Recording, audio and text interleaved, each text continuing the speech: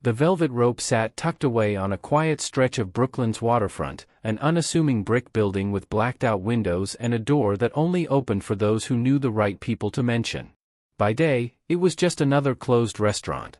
By night, it transformed into the unofficial dining room of New York's most dangerous men, a place where deals were sealed with handshakes over 20-year-old scotch and debts were collected with nothing more than a raised eyebrow from the right person.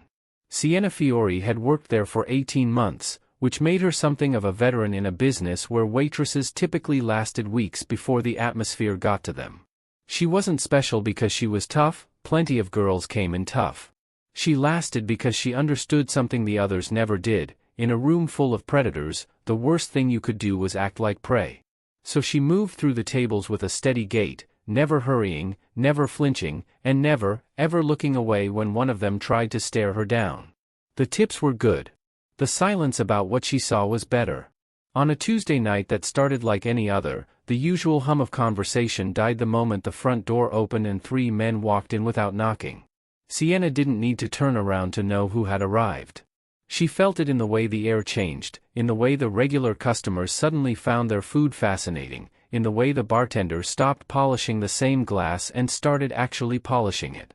Dominic Vitali moved through the room like he owned it, which he technically did, along with half the legitimate businesses within a 20-block radius and most of the ones that weren't legitimate at all. He was 42 years old with salt and pepper hair that made him look distinguished rather than old, and eyes the color of slate that seemed to register everything and reveal nothing. Behind him walked his younger brother Marco, built like a bulldog with a matching temperament, and an older man Sienna recognized as Leo Vacchi, the family consigliere who looked more like someone's retired grandfather than the second most powerful man in the organization. They took their usual booth in the corner, the one that faced every entrance and had a clear line of sight to the kitchen's back door. Marco snapped his fingers at a passing busboy and pointed at their table, a gesture that made Sienna's jaw tighten as she watched from across the room. She grabbed her order pad and made her way over, ignoring the little voice in her head that told her to send someone else, anyone else, to handle the Vitali table. Dominic was reading something on his phone when she arrived, not bothering to look up. Marco ordered for the table in a voice that expected no resistance: steak for his brother, medium rare, the expensive bottle of Barolo from the back, and for himself, the same thing he always ordered, delivered with the same implicit threat that it better be perfect. Sienna wrote it down without comment, her expression neutral, and turned to leave. "You forgot to ask how the Don wants his steak." The voice came from Leo, soft and almost friendly, but Sienna knew better than to mistake friendliness for kindness in this business. She turned back. Dominic still hadn't looked up from his phone. "I didn't forget," she said evenly. "Mr. Vitali always orders the ribeye, medium rare, with the peppercorn crust on the side because he doesn't like it touching the meat. He'll send it back if the wine isn't decanted for exactly 17 minutes before pouring, and he prefers his water with lemon but no ice." She paused. "I've been here 18 months. I pay attention." That got his attention. Dominic looked up from his phone, and for the first time, Sienna felt the full weight of those slate-gray eyes fixed on her. It wasn't the assessing look men usually gave her, the one that lingered too long in certain places. It was something else entirely, like being catalogued, filed, and analyzed in the space of a single breath. 18 months, he repeated. His voice was lower than she expected, rougher around the edges, like gravel wrapped in silk. "And you're still here. Is that a problem?" Marco shifted in his seat, his hand moving toward his jacket in a way that made Sienna's pulse quicken even as she kept her face still. But Dominic held up one finger, barely a movement at all, and Marco froze. "No problem," Dominic said. "Just an observation. Most people don't last 18 minutes around here. Most people act like they're scared." She met his eyes and held them. "I'm just doing my job." Something flickered in his expression, there and gone so fast she might have imagined it. Then he nodded once, a small dismissal, and returned to his phone. Sienna walked away with her heart pounding against her ribs and told herself firmly that she hadn't just done something monumentally stupid. The meal proceeded without incident. Sienna served the table with the same efficient professionalism she gave everyone else, ignoring Marco's occasional attempts to catch her attention with a smirk or a pointed look. Dominic ate in silence, speaking only to Leo in low tones that she couldn't overhear no matter how slowly she lingered near their booth. By the time they reached dessert, she had almost relaxed, allowing herself to believe the night would end without drama. Then Marco grabbed her wrist. She had been reaching across to clear his empty plate, and his hand closed around her arm with surprising speed for a man his size. His grip was too tight, his thumb pressing into the soft skin on the inside of her wrist hard enough to leave a mark. "I asked for more bread 10 minutes ago," he said, his voice carrying just enough to make sure the nearby tables heard. "Where is it?" Sienna looked down at his hand on her arm, then up at his face. She didn't try to pull away. She didn't panic. She simply stood there, perfectly still, and waited. "I'll check on that bread," she said quietly. "You can let go now." Marco's grin widened. "Or what? You'll cry? You'll call your manager?" He leaned closer, dropping his voice. "I own your manager, sweetheart. I own this restaurant. I own that bread. The only thing in this room you've got that I don't own is standing right here." He squeezed harder. "So you can stand there and take it, or you can make a fuss and see where that gets you." Across the table, Leo watched with the mild interest of someone observing a nature documentary. Dominic continued cutting his steak, not looking up, not intervening, not doing anything at all. Sienna understood the test then. It wasn't about the bread. It was about whether she would break, whether she would cry or beg or run to the back room and quit like all the others had quit. Marco was playing his part, the enforcer, the bully. But Dominic was the one watching. Dominic was the one she needed to worry about. She made a choice. Instead of pulling away, she leaned in. Instead of lowering her voice, she spoke clearly enough for the nearest tables to hear, for Leo to hear, for Dominic to hear whether he pretended to be interested in his steak or not. "You can let go now," she repeated, her voice steady as stone. "Or you can keep squeezing and find out exactly what happens when you grab the wrong waitress." Marco laughed, but it was shorter than before, less certain. "Is that a threat?" "It's a promise." She looked past him then, directly at Dominic, and felt the weight of those slate eyes finally lift from his plate and settle on her face. "Man, don't dare me. You might not like what happens next." The silence that followed was absolute. Even the kitchen noise seemed to fade, as if the very building was holding its breath. Marco's hand tightened reflexively, his knuckles going white, and for a long, terrible moment Sienna thought she had miscalculated, thought she was about to learn exactly how far a man like Marco Vitali would go when his pride was stung in public. Then Dominic spoke. "Let her go, Marco." It wasn't loud. It wasn't even firm. It was the casual tone of someone commenting on the weather, and yet Marco's hand opened instantly, as if burned. Sienna stepped back, rubbing her wrist but refusing to look away from Dominic.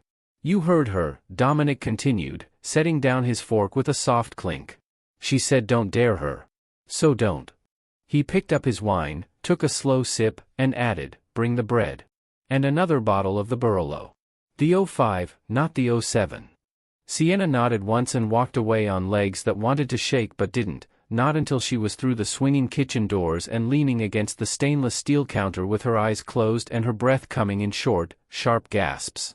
The kitchen staff pretended not to notice. They were good at that.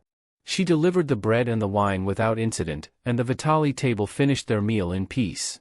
When they left, Dominic paused at the door and looked back, finding her across the crowded room with an accuracy that made her skin prickle. He didn't smile. He didn't nod. He simply looked at her for a long moment, then walked out into the night. Sienna told herself it was over. She had passed some kind of test, stood her ground, and now life would go back to normal. She worked the rest of her shift, counted her tips, and took the subway home to the cramped apartment she shared with her roommate Anika, who was already asleep on the couch with a textbook open on her chest. It was nearly 1 in the morning when her phone buzzed with a text from an unknown number. She almost ignored it, almost deleted it unread, but something made her open the message. * Your brother was picked up an hour ago. Possession with intent to distribute. He'll be processed by morning unless someone intervenes. *. Sienna's blood turned to ice. Her brother was 17 years old. He didn't even smoke cigarettes. Before she could respond, another message came through. * You dared me. Now we play. Dinner. Tomorrow. 8 p.m, don't be late. *. Below the text was an address she recognized immediately.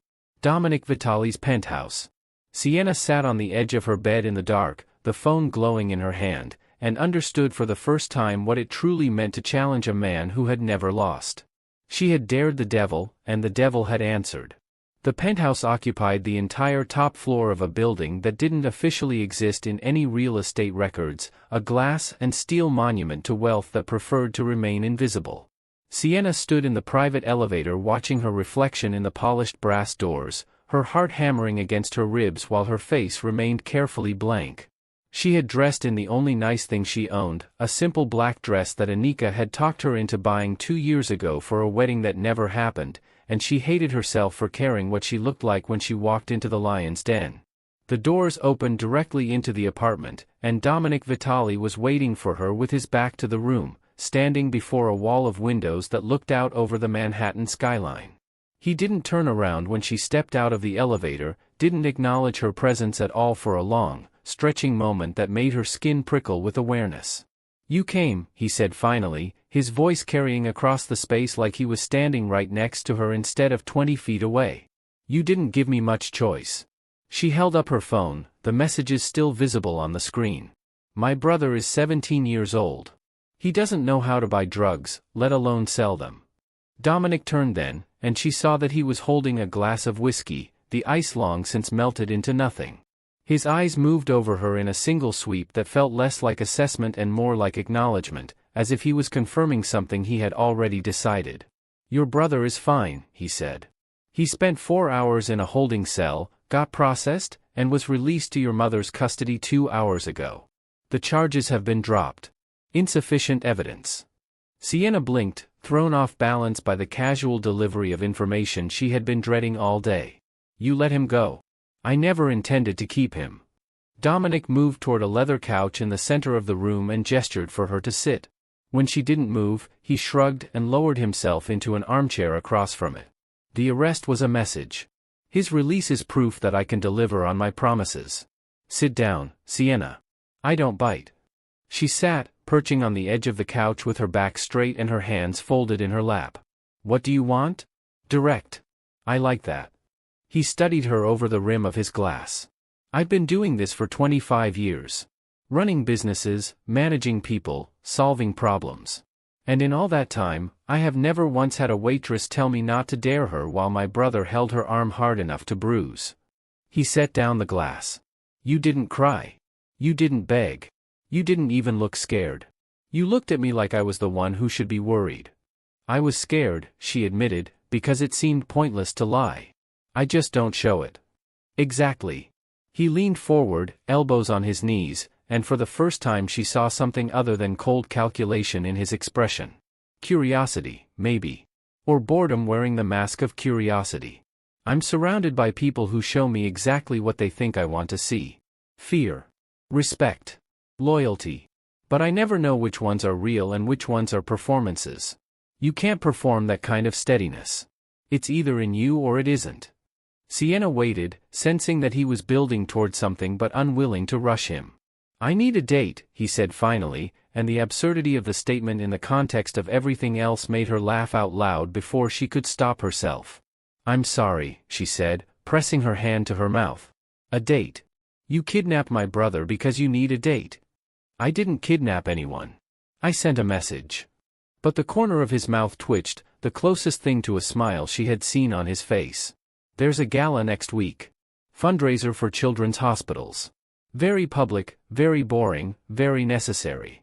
I attend every year with someone on my arm, and every year I spend the entire night watching those women pretend they aren't terrified of the man they're with. I'm tired of it. So find a girlfriend. Hire an actress. There have to be 100 women in this city who would kill to go anywhere with you. There are thousands. That's the problem." He stood and walked to the window, his back to her again. "They all want something. Money, status, protection, revenge. They look at me and see a transaction waiting to happen. You looked at me and saw a man eating steak. Nothing more, nothing less." Sienna thought about that, about the truth buried in his words. She had treated him like a customer, nothing special, nothing to fear. In a world where everyone feared him, that ordinary treatment had apparently been more remarkable than any display of terror or desire. "What exactly are you offering?" she asked quietly. 3 months. You accompany me to events, dinners, the occasional business meeting where having a warm body in the room serves a purpose. In return, your brother's record stays clean, your family receives protection, and you walk away at the end with enough money to start over somewhere else if that's what you want. And in the meantime?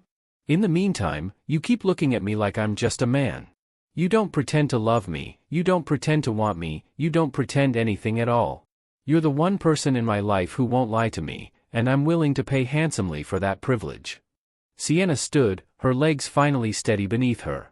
She walked to where he stood at the window and stopped a few feet away, close enough to see her own reflection ghosted over the lights of the city beyond. "What happens if I say no?" "Then you go home, your brother stays clean, and we never speak again. The arrest never happened. The messages never happened.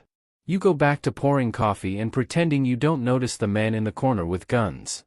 She studied his reflection, searching for the trap, the catch, the lie hidden beneath the reasonable words. But his face was as unreadable as it had been in the restaurant, a mask worn so long it had become the face itself.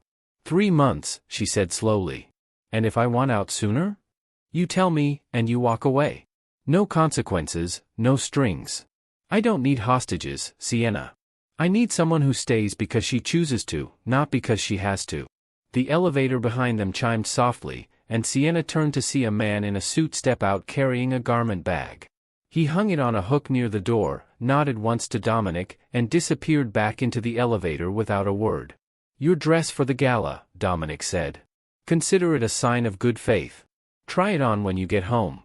If it doesn't fit, tell me tomorrow and I'll have it altered." He finally turned to face her, close enough now that she could see the fine lines at the corners of his eyes, the silver threaded through his dark hair. 8 o'clock Saturday. "I'll send a car." Sienna looked at the garment bag, then back at him, then out at the city spread beneath them like a glittering wound. "My brother's name is Theo," she said. "He wants to be an engineer. He builds bridges out of popsicle sticks and dreams about them constantly. If anything happens to him, if anyone so much as looks at him wrong because of this arrangement, I will find a way to make you regret it. I don't care who you are or how many men you have. I will make you regret it." Dominic smiled then, a real smile that transformed his face from handsome to devastating in the space of a heartbeat. "That's exactly why I chose you," he said. "Saturday. Don't be late." The gala came and went, and Sienna moved through it like a ghost in an expensive dress, watching Dominic work the room with the effortless charm of a man who had long ago learned that kindness was just another weapon in his arsenal. She stood at his side while politicians shook his hand and their wives assessed her with sharp, curious eyes, and she said nothing except what was required, played no role except the one she had agreed to play. By the end of the night, her face ached from not smiling and her feet throbbed from standing in heels that cost more than her monthly rent, but something had shifted between them, some invisible wall that had come down without either of them acknowledging it. In the car on the way back to her apartment, Dominic had looked at her across the leather seat and said, "You didn't try to impress anyone." "I didn't see anyone worth impressing." He had laughed at that, a real laugh that seemed to surprise him as much as it surprised her, and the sound of it lingered in her mind long after she had closed her apartment door behind her and collapsed onto the couch where Anika waited with raised eyebrows and 1,000 questions Sienna wasn't ready to answer. The weeks that followed fell into a pattern that felt almost ordinary. Dinners at restaurants where the staff knew Dominic by name and seated them at tables that mysteriously cleared of other customers the moment they arrived. Business meetings where Sienna sat quietly in the corner, reading on her phone or pretending to, while men with hard eyes discussed shipments and territories and problems that needed solving. Drives through the city at night with the windows down and Dominic's driver pretending not to hear their conversations in the back seat. She learned things about him in those drives. That he had grown up in a 2-bedroom apartment with 5 other people and swore he would never be poor again. That he played the piano but only when he thought no one was listening. That he hated the violence his name required but accepted it as the price of the life he had chosen. That he slept 4 hours a night and woke every morning before dawn to run 5 miles along the river, alone, because trusting anyone to run with him was a luxury he couldn't afford. He learned things about her too.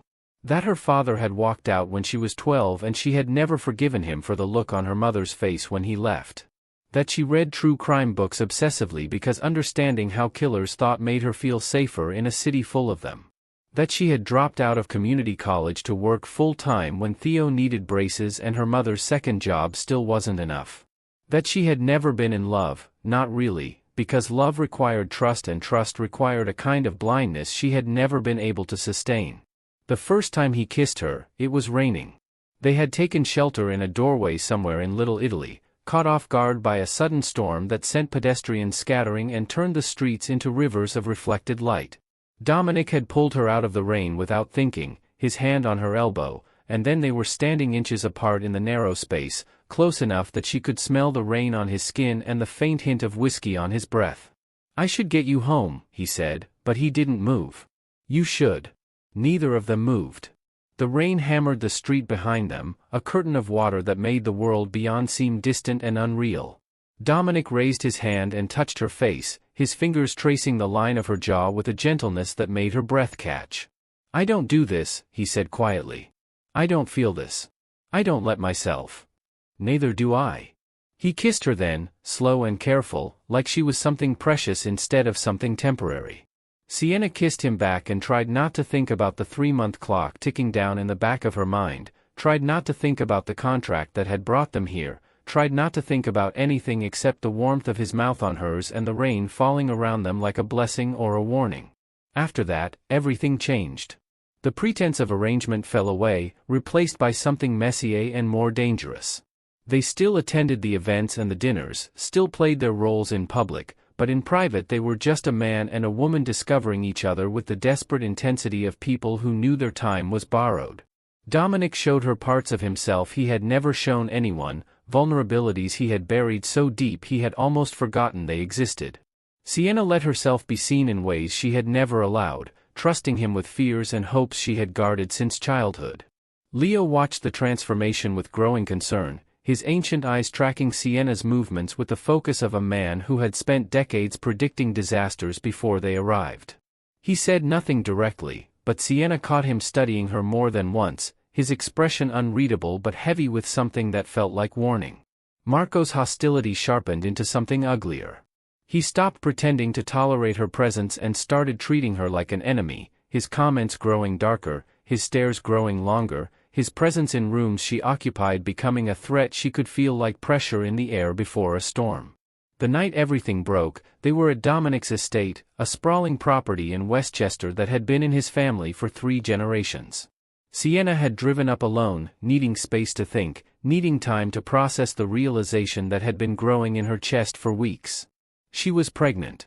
2 months, maybe less, but definite enough that 3 different tests had confirmed it with cruel, unambiguous lines. She stood in the kitchen, staring out at the gardens without seeing them, her hand pressed to her stomach and her mind racing through possibilities she was terrified to consider. Dominic found her there an hour later, his footsteps silent on the tile floor until his arms wrapped around her from behind and his chin settled on her shoulder. "You're thinking too loud," he murmured against her ear. "I could hear you from the study." She turned in his arms and looked up at him, this man who had started as a captor and become something she couldn't name, something that felt too much like home. "I need to tell you something." His expression shifted, concern replacing the easy affection. "What is it?" Before she could speak, the door burst open and Marco stormed in, his face twisted with rage and his hand wrapped around something Sienna couldn't see until he raised it. A phone, playing a video, the sound tinny in the quiet kitchen. "Look at this," Marco spat, thrusting the phone toward Dominic. "Look at what your girlfriend has been doing while you play house." The video showed Sienna in a coffee shop 3 days ago, meeting with a man she didn't recognize until Marco pointed at the screen and said, "Detective Marcus Thorne. Vice Division. Been trying to take us down for 5 years. And here she is, having a nice chat with him while you're busy falling in love." Sienna's blood turned to ice. She had never seen that man before in her life. She had never been to that coffee shop. But the woman on the screen had her hair, her build, her general appearance, and in the grainy footage, it was impossible to prove otherwise. "Marco," Dominic said quietly, his voice carrying a warning that Sienna had learned to recognize. "What are you doing?" "I'm saving your life, brother." She's been playing you from the beginning. The restaurant, the brother's arrest, the convenient bravery. It was all a setup. Marco's eyes gleamed with triumph. Check her purse. I guarantee you'll find something interesting. Sienna looked at Dominic, waiting for him to dismiss the accusation, to laugh at the absurdity, to defend her the way she would have defended him. Instead, he looked at her with those slate-gray eyes gone cold and distant, and she watched the man she loved disappear behind the mask of the dawn. Is it true? No. Her voice came out steady, even as her heart shattered. I've never seen that man before. I don't know what this is, but it's not what it looks like. Dominic stared at her for a long, terrible moment. Then he reached for her purse, the one she had left on the counter when she walked in, and opened it. The burner phone was at the bottom, buried under her wallet and keys. A phone she had never seen, never touched, never known existed. Dominic pulled it out and turned it on, and the screen lit up with messages to and from a number labeled only as T. The last message, sent an hour ago, read, *, he trusts you completely. Tonight. The estate. I'll handle the rest *. Sienna stared at the phone in Dominic's hand and felt the ground disappear beneath her feet. I don't know how that got there, she whispered. Dominic, I swear to you, I don't know. Marco moved then, faster than she expected, crossing the kitchen in 3 strides and grabbing her arm with the same bruising grip he had used in the restaurant weeks ago. This time, Dominic didn't tell him to let go. This time, Dominic just stood there, holding the phone, looking at her like she was a stranger. Take her to the basement, he said quietly. I'll deal with her in the morning. Sienna fought as Marco dragged her toward the door, fought with everything she had, but he was stronger and she was off balance and the world had tilted so far sideways that she couldn't find her footing. She screamed Dominic's name, screamed that she loved him, screamed that this was a trap, but he didn't look up, didn't move, didn't do anything except stand there in the kitchen where she had stood an hour ago, trying to find the courage to tell him about their child. The basement door closed behind her with a sound like a tomb sealing shut, and Sienna sat in the darkness with her arms wrapped around herself and her mind racing through every moment that had led her here, searching for the thread she had missed, the sign she had ignored, the lie that had finally caught up with them both. Somewhere above, in the study where Leo sat with his ancient eyes fixed on nothing, a phone buzzed with a message that would never be seen. Phase 1 complete. Extract Sienna tonight. Thorn will meet you at the old warehouse *. Leo read the message, deleted it, and reached for his glass of whiskey with hands that didn't shake at all. The basement smelled of dust and old wine, the kind of darkness that pressed against the eyes and made the mind play tricks. Sienna sat on a wooden crate with her back against the stone wall and her hands wrapped around her knees, counting her breaths to keep the panic at bay. The baby. She had to think about the baby, had to stay calm, had to find a way out of this before the cold seeped into her bones and took everything from her. Hours passed, or maybe minutes, time losing meaning in the absolute dark. She heard footsteps above, voices raised in argument, the slam of a door that shook the walls. Then silence again, heavy and suffocating. When the lock finally clicked and the door swung open, the light from the hallway blinded her so completely that she couldn't see who stood in the opening. She raised her hand to shield her eyes and waited for whatever came next. It's me. Dominic's voice, rough and broken in a way she had never heard. He crossed the space in 3 strides and dropped to his knees in front of her, his hands cupping her face with a gentleness that made her want to weep. I'm sorry, he whispered. God, Sienna, I'm so sorry. I should have known. I should have seen it. She stared at him, afraid to believe, afraid to hope. The phone. Leo. He said the name like a curse. Decades of loyalty, and he was playing the longest game of all. Keeping the families balanced, keeping the war from tipping too far in any direction. He planted the phone. He arranged the meeting with Thorn. He's been feeding information to the rival family for years, convincing himself it was for the greater good. Sienna thought of the old man with his kind eyes and grandfatherly manner, the way he had watched her from the beginning, the warnings she had mistaken for concern. Where is he now? Gone. But not far. Dominic helped her to her feet, his arm steady around her waist. Marco took him. Did you know that? My own brother, working with Leo to tear us apart. Marco thought if I was weakened, if I lost you, he could take over. He never understood that you're the only thing that made me strong. They climbed the stairs together, emerging into a kitchen that looked exactly the same as it had hours ago, as if nothing had happened, as if the world hadn't ended and begun again in the space of a single night. "There's something I need to tell you," Sienna said, her voice catching. "Something I was trying to tell you before." Dominic pressed his finger to her lips. "Tell me later. Right now, I need you to be strong. Can you do that?" She nodded, and he led her to the study where maps and photographs covered every surface, where men she recognized from the restaurant and the meeting stood waiting with grim faces and weapons visible beneath their jackets. "The situation is simple," Dominic said, addressing the room. "Marco has Leo. Leo has information that could destroy this family, not through violence but through exposure. Deals with cops, payments to politicians, every secret he's kept for 30 years. Marco thinks he can use that information to force me out, to take control, to turn this organization into something even darker than it already was." He looked at Sienna then, really looked at her, and she saw something in his eyes she had never seen before. Not the Don, not the ghost, not the cold calculator. Just a man, asking a question without words. "What do you need from me?" she asked quietly. "I need you to stay here, where it's safe." "No." The word hung in the air, absolute and unshakable. Sienna stepped forward until she stood at his side, facing the room full of men who had never taken her seriously, who had seen her as a distraction or a decoration or a threat to be eliminated. "You need someone who knows how Marco thinks," she said. "Someone who's watched him for months, who's seen the way he operates when he thinks no one's paying attention. You need someone who isn't afraid of him, who never was, who told him to let go in a restaurant full of his men and meant it." One of the men, an older capo with gray in his beard, started to speak. Sienna cut him off with a look that made him close his mouth. "And you need someone who can walk into that warehouse without them shooting on sight. Marco thinks I'm broken. He thinks I'm finished. He thinks Dominic left me in that basement to rot. Let him keep thinking that." She turned to Dominic, her hand finding his. "Let me end this." The warehouse sat on the waterfront, abandoned and crumbling, the kind of place where bad things happened and no one asked questions. Sienna approached alone, her hands visible at her sides, her heart pounding so hard she was sure it would give her away. The men at the door recognized her, smirked at each other, and let her pass. Inside, Marco waited with Leo bound to a chair and a gun in his hand. He smiled when he saw her, that same ugly smile from the restaurant, and Sienna felt the fear she had been holding at bay try to surface. She pushed it down. "Look what the cat dragged in," Marco said. "Come to watch the old man die? Come to beg for your own life?"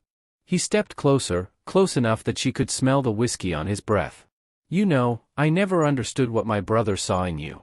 But I'm starting to get it. There's something about you that makes a man want to break you just to see if you can be fixed." Sienna looked past him to Leo, who met her eyes with something that might have been gratitude or might have been resignation. Then she looked back at Marco and smiled.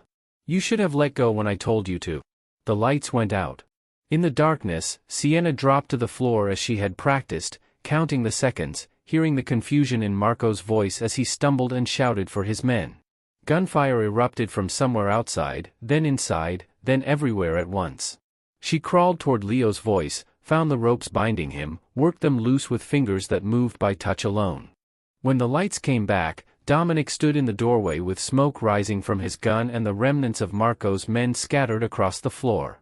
Marco himself knelt in the center of the room, his weapon gone, his face a mask of disbelief. "You picked the wrong side," Dominic said quietly. "You picked the wrong enemy. And you definitely picked the wrong woman to threaten."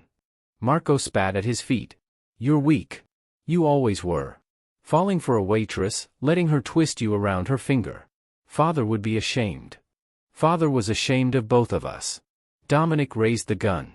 "But only one of us learned to be something better." The shot echoed through the warehouse and faded into silence. 3 months later, on a cool autumn afternoon, Sienna stood in the same penthouse where this had all begun, looking out at the same city spread beneath the same gray sky. Behind her, the door opened and closed, and Dominic's arms wrapped around her waist, his hands coming to rest on the swell of her belly. "You're thinking too loud again," he murmured. "Just remembering." She leaned back against him, letting herself be held. "Wondering how we got here from where we started. Bravery.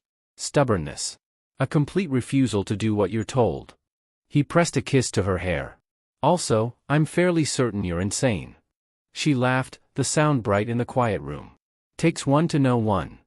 The investigation into Leo's dealings had been handled quietly. The old man retired to a country he had never seen with a pension large enough to keep him comfortable and a warning that if he ever returned, the next meeting would end differently.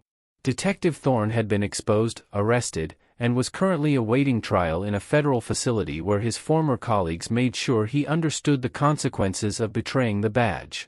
Marco's death had been ruled a casualty of intergang violence, the truth buried so deep it would never see the light of day.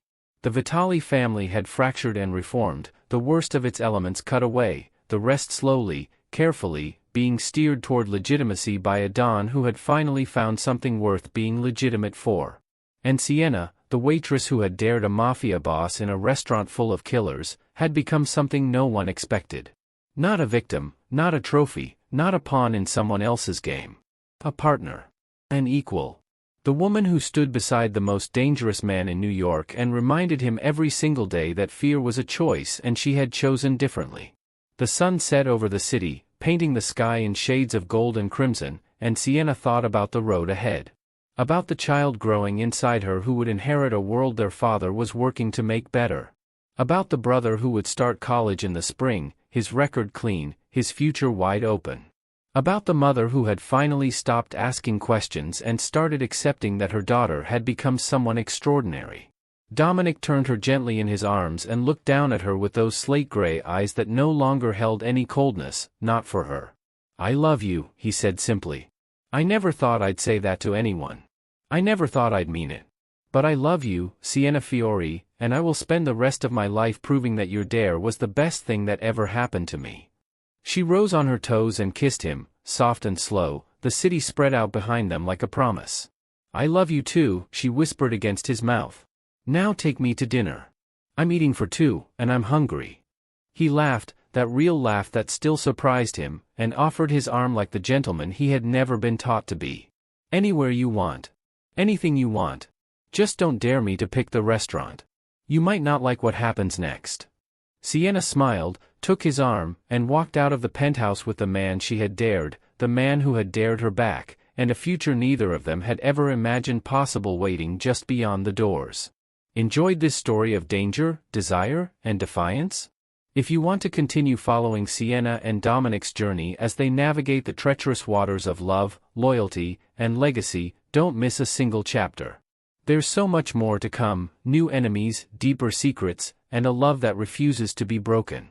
Hit that subscribe button and join the family. The best is yet to come.